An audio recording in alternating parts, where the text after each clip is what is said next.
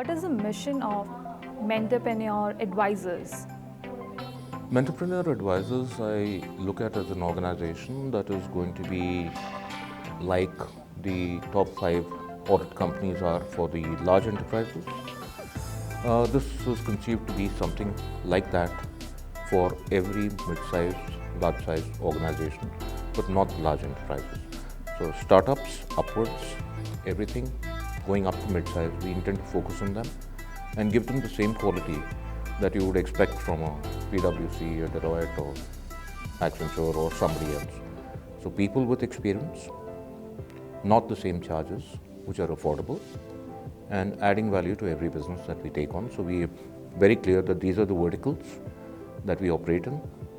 Where we do not have domain expertise, we do not take on clients. So the next question is since you have a vast experience in the business ecosystem, so what's the basic difference you have noticed in the entrepreneurs in India and in abroad? You see, if you're looking at Asia Pacific as a region, leaving Japan, leaving Singapore, to an extent Hong Kong, everybody else has the same problem. If you're looking at the West, which is largely the US in the tech field and parts of Europe and parts of Western Europe, because Eastern Europe and CIS again has similar problems that we have. The opportunities are also similar. Their investment is not such a big problem. There are far too many organizations which are looking for good ideas to invest in. Here a lot of good ideas are there which are looking for investments. So that essentially is a difference that you would have between developing economies and developed economies.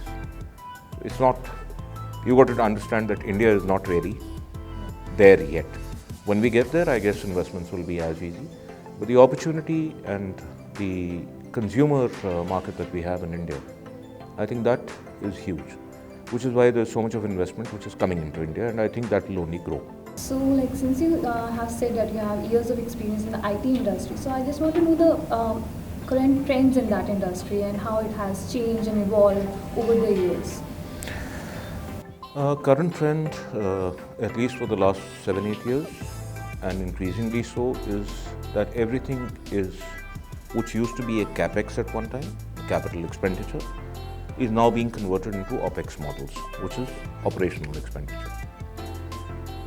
You used to buy hardware, you used to buy licenses, software. Today you take a license for software, annually renewable, 3 years, 5 years, whatever. Hardware you can take on OPEX, software you can take as a service, infrastructure you can take as a service, which means it's all on the OPEX model. It helps out organizations, especially the small and medium ones and the startups, because the investment outlay is limited.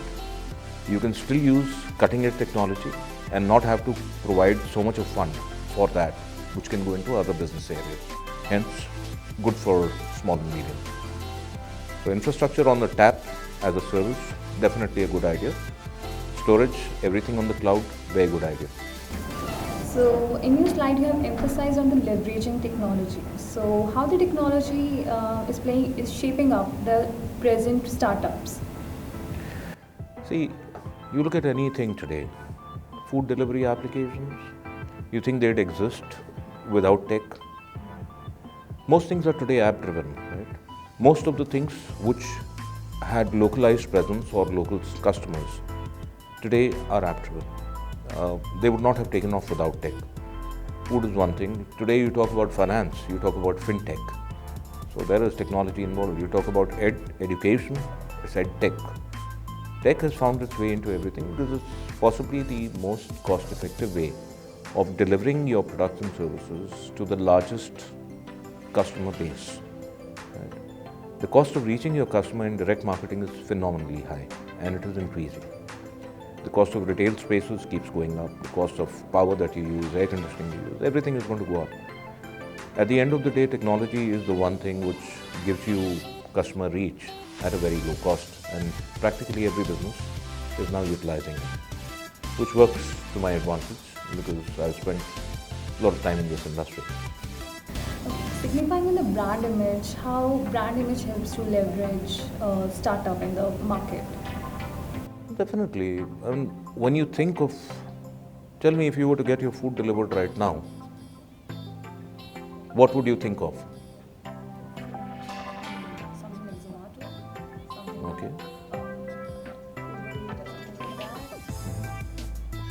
So you're thinking brand. Your mind is seeking, your body is seeking food. Your mind is thinking brand. That the importance, the relevance is absolutely clear.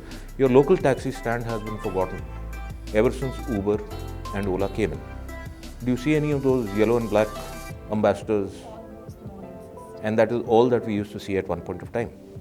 And do you see any kind of a car which is not being driven as a taxi now? Change comes.